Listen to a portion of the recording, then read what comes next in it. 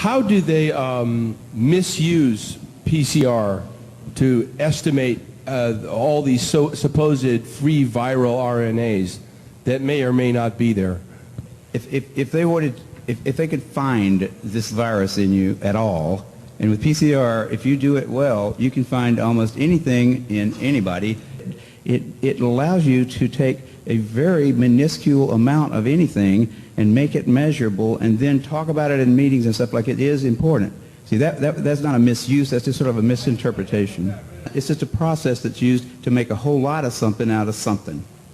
That's what it is. But it's not, it doesn't tell you that you're sick, and it doesn't tell you that the thing you ended up with really was going to hurt you or anything like that. When I was in graduate school, Joe Nealons called me one day and he said something like, if you'll stop talking to the press about all kinds of issues and stuff. And so I was starting to talk about AIDS a lot of times because they were using PCR to detect the HIV molecule, and I was going to a lot of those meetings, and I was thinking these guys are on the wrong track, and they're not looking. They've got blinders on in a sense.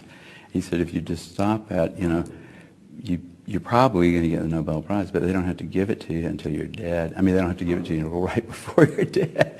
So make it easier on yourself. And I said, you wouldn't stop talking about something that you thought was important, would you, Joe?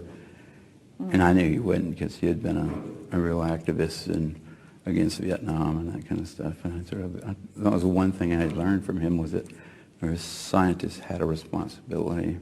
Polymerase chain reaction, or PCR, is an invention I had in about 82, 83.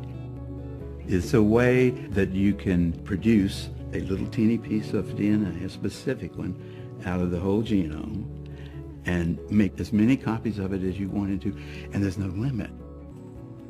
I was driving to Mendocino in the middle of the night, and I was just cruising along in my patterns of thought. And out of that, the concept of PCR became just obvious to me. It was something I already knew how to do in my lab. It was a matter of heating and cooling a tube, The first notion I had was just stop. And I stopped right in the middle of the road. And I said, wait a minute, somebody's going to come along here and hit you. Do you ever watch cop shows? And you know that they use DNA to trace somebody, to say who was here or who killed this person. All that stuff is first PCR, then you do the DNA analysis. The Nobel Prize came 10 years after the PCR was invented.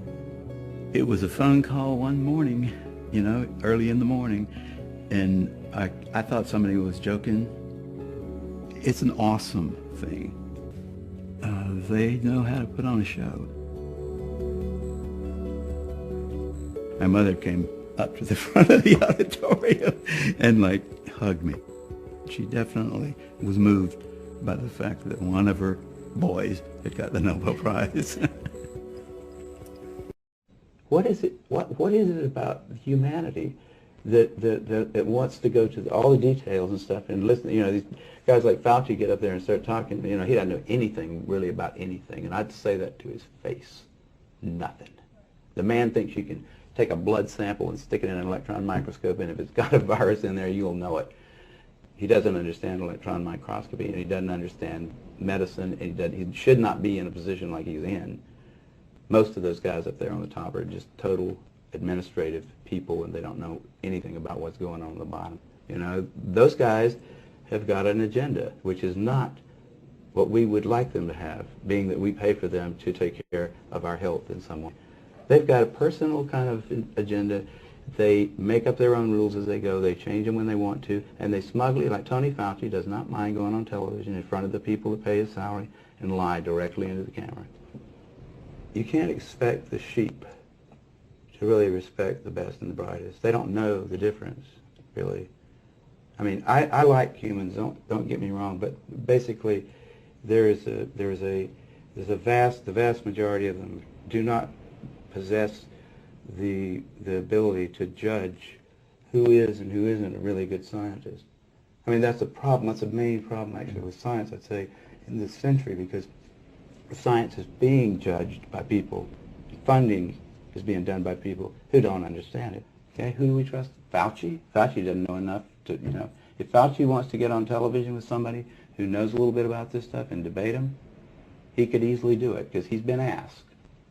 I mean, I've had a lot of people, president of the University of South Carolina asked Fauci if he'd come down there and debate me on the stage in front of the student body, because I wanted somebody who was from the other side to come down there and balance my, because I felt like, well, these guys can listen to me, but I need to have somebody else down here that's going to tell me the other side. But it Fauci was- didn't want to do it.